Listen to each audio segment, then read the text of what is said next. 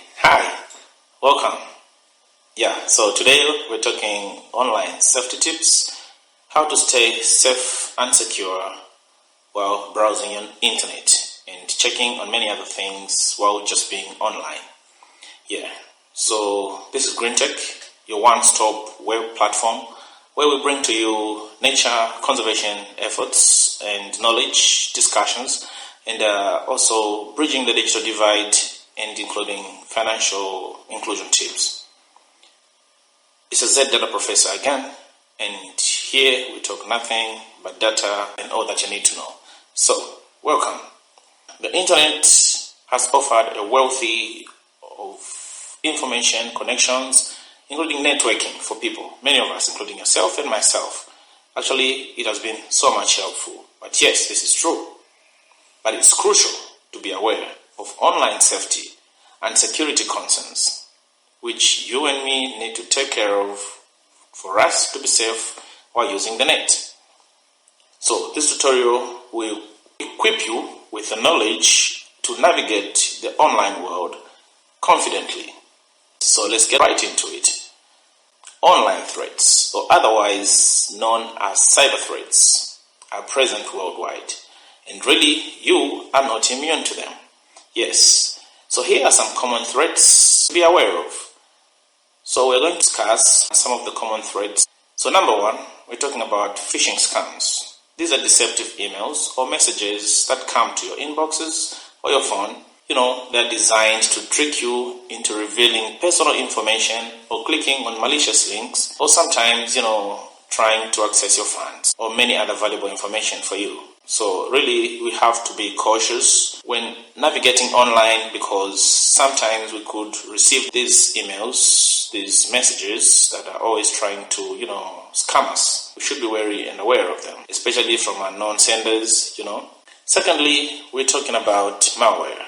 So now, malware is malicious software that can infect your device or steal your data, disrupt the normal operations for your systems, or hold your information hostage. Really, we have to be aware of such kind of software. Sometimes, we install a lot of things on our devices. This is one kind of area in which you and me could be a victim of cyber security threats. The third one, social engineering. These are manipulative tactics used to trick you into taking actions that compromise your security online. So basically, they just trick you that you are going to do something, or the physical activities, the online activities, but you do them with intention that possibly maybe you could have a benefit or gain from this activity, but yet it was just a social engineering. They just engineered this thing that is going to lure you into thinking that it's something profitable for you. So really, we always have to be careful about these kind of things. Now let's look into specific examples. Mobile money scams. These have seen a rise in the recent past. Many of us have received messages from unknown senders through our network service providers, trying to tell us that we've won something, or maybe you've participated in anything. They've sent money to you, or you can claim some bonus of some sort. All of these kinds, really, they come in as mobile money scams. So we really have to be careful. Phishing messages might impersonate your mobile money provider, tricking you into sharing your PIN or clicking on links that would otherwise have access to your credentials or funds. So we have to be careful. Number two, we have social media fraud. Here we are talking fake profiles or hacked accounts. These might be used to spread misinformation or target you for fraudulent activities. These usually target close people in your contacts or solicit for funds as if it were you who were asking for these funds. This has happened many times to many of us, and we become victims of this. Think, someone is contacting you, maybe possibly in your contacts, or even coming through a conversation that you've already shared with this person, direct on the very platform where this is shared. And sometimes you're shocked, but why is this person speaking so much, maybe in this kind of formal language? So really, sometimes we come to realize and say, I think there's a problem here, because this person doesn't use this kind of language.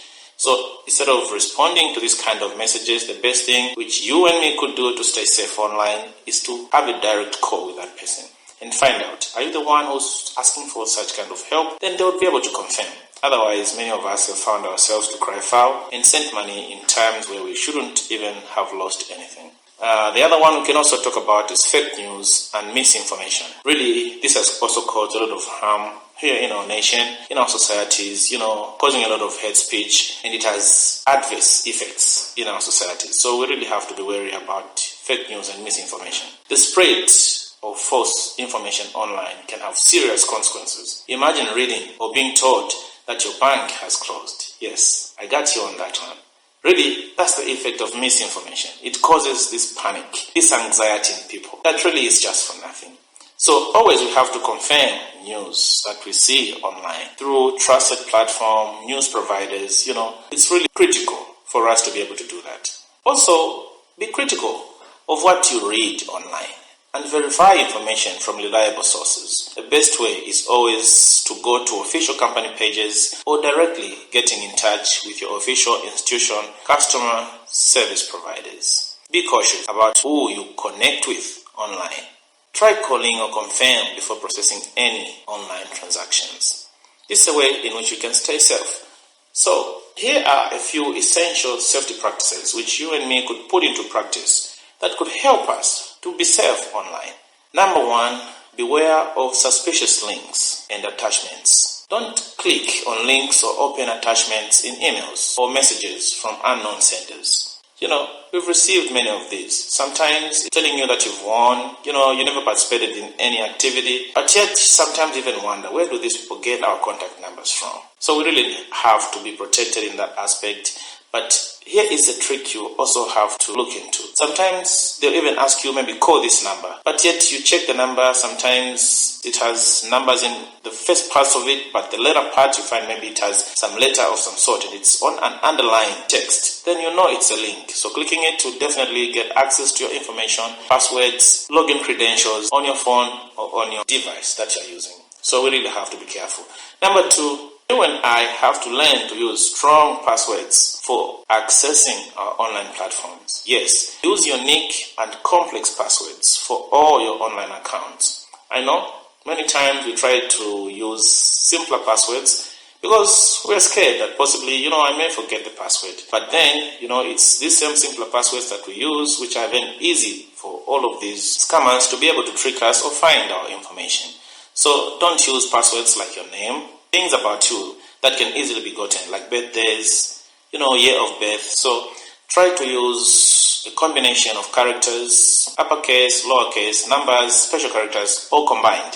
You could also consider using a password manager to help you create or store strong passwords. The third one also is to use the 2FA, two-factor authentication. The 2FA enables us to have extra layer of security by requiring a code from your phone or email in addition to your password when logging into your account. So you have to receive a text from the platform provider confirming that it is you who's trying to log into this account. The other one we need to also do is to be aware of online offers.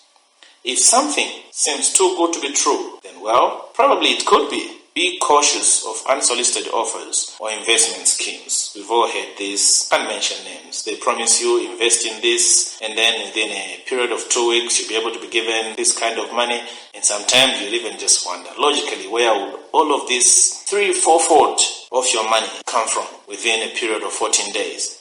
Really, sometimes we have to confirm this. Some of them are true, of course, but the issue here is to confirm. Go to official websites and find out about all of these people that offer these kinds of services that you want or are interested to be part of. Social media privacy settings. Yes, many of us love to leave everything just on default on our social media platforms, but that's not how it's intended to be. We have to review and adjust our privacy settings on social media platforms to control who can see or who can have access to some of our information.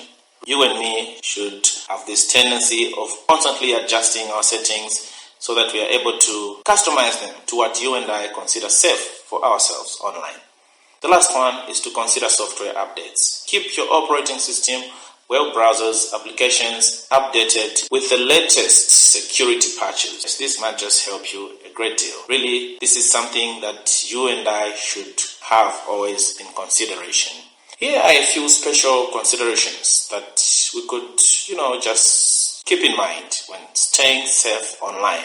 Number one, let's consider a situation where you have limited tech support and they can't be in a position to offer you the support that you need to stay safe. So, in a situation of limited tech support, familiarize yourself with the basic troubleshooting steps and common rectification of errors. It's not every time that we need experts. Of course, experts are important. We need them in our lives, but there are some small things which you and I could learn to do by ourselves.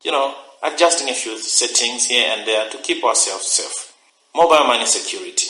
If you use mobile money services, of which most of us do, so it's important for us to be cautious about how we use our mobile money services. So be extra cautious with PINs. Avoid sharing your PINs with anyone. Yes, including our children. It might not be them who could maybe sometimes have access to our funds, but through them, could have easy access to your account. So really, it's important to stay safe and consider updating our PINs periodically. Every now and then, try to update your PIN. You never know. It might just save you. At a time when someone needed to have access to your funds and you happened to have changed your PIN, so they just get stuck with it.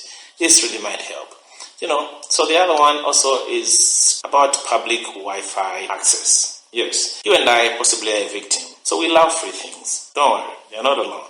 I also love free things. So now the challenge is this. Because it's public, like the name says, it means many people could have access to activities you are doing online. You're not in control of this network. So be sure not to access sensitive information on public Wi-Fi networks. What kind of information? Information such as accessing your bank account, passwords and credentials to sensitive information. This might just make you vulnerable online.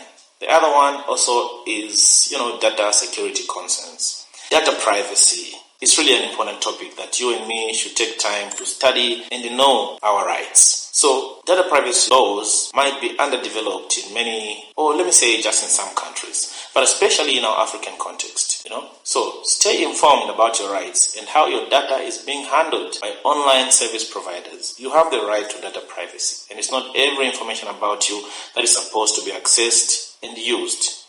Consider using privacy-focused tools like the VPN, Virtual Private Networks, but also research and be sure about their use, and also be mindful of what information you share online. It's really important. The other issue to have consideration about is alternative payment methods. Yes, be cautious about online transaction and the use of alternative payment methods. We all make online payments today. It's become really a usual thing, but you have to be careful. So, use trusted platforms when making payments online with your credit cards, Visa or debit cards, including mobile money services. Let's have a number of scenarios then which we can consider just to have as an example of how should you act when something like that happens. Okay, so scenario number 1.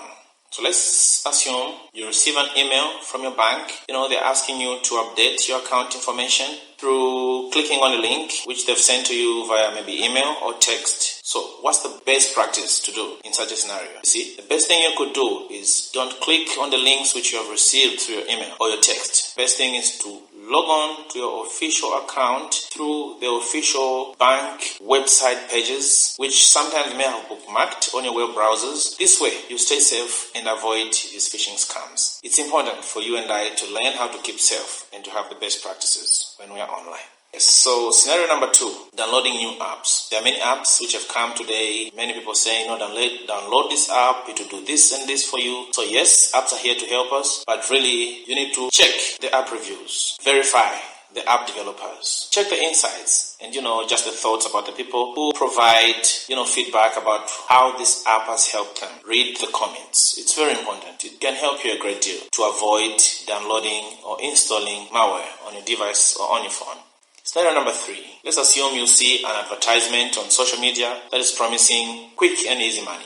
Very adverse economic conditions. You could be a victim of such things. So be careful. Before investing your money in any online scheme, you have to verify the company, verify their addresses. They need to provide you with their phone numbers, the email addresses. How many branches do they have? When was this company developed? Who are the directors of this company? Where else are they operating? Who else are they engaging in? Who are their partners, cooperating organizations that support them? All such kind of things are very important for us to be able to stay safe online. So it's important to do that before investing your money or even just other kinds of investment platforms.